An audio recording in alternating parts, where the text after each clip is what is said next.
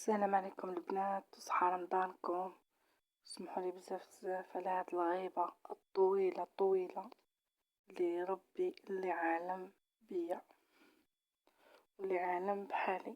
المهم خياتي، انا بعد مدة وبعد العلاج وبعد ما كنت مريضة، وعلى بالكم كان بزاف اللي على بالهم باللي خليت القناة باش نتفرغ للعلاج ديالي، وعلى بالكم بلي كنت مريضة وندير الكيماوي. كاين بزاف اللي سقساو عليا والحمد لله.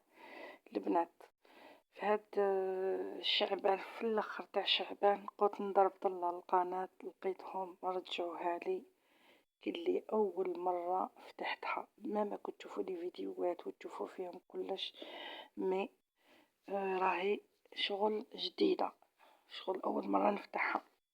سمحوا لي بنات، سمحوا لي ما قلتلكمش صحة فطوركم. المهم هاد الوقت راني قريب سحور، والله العظيم يا البنات راني في حالة. شوفوا البنات، عاونوني على وجه ربي باش نسترجع القناة ونرجع ونعاود من الدار جديد.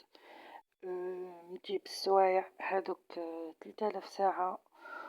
المهم نحقق الشروط، نعاودو نولو نحققو الشروط باش نعاود ترجع لي القناة كيما كانت مع الاول بعد 7 سنين من اللي فتحتها. راهي شغل جديد على البنات. انا حطيت هذا الفيديو باسكو هذا الفيديو اللي حقق لي الشروط واللي استبركت به.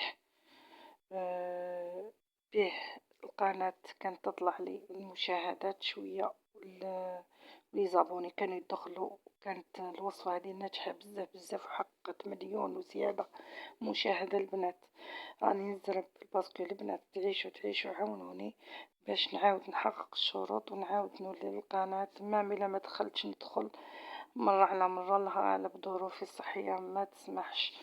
والبنات اللي سقساو عليا بزاف نقول لهم يعطيكم الصحة بارك الله فيكم. البنات عاونوني على وجه ربي باش ترجع لي القناة ترجع كما كانت. ما كانت كما قلت لكم، ما كانت كنت ما نديرش فيديوهات، مي كانت راحت كما قال تطلع وراح تبان ولا ما على باليش. البنات اللهم لي قادر. المهم عاونوني ترجع لي القناة وربي يحفظكم وبارك الله فيكم. صحة سحوركم وربي يجازيكم.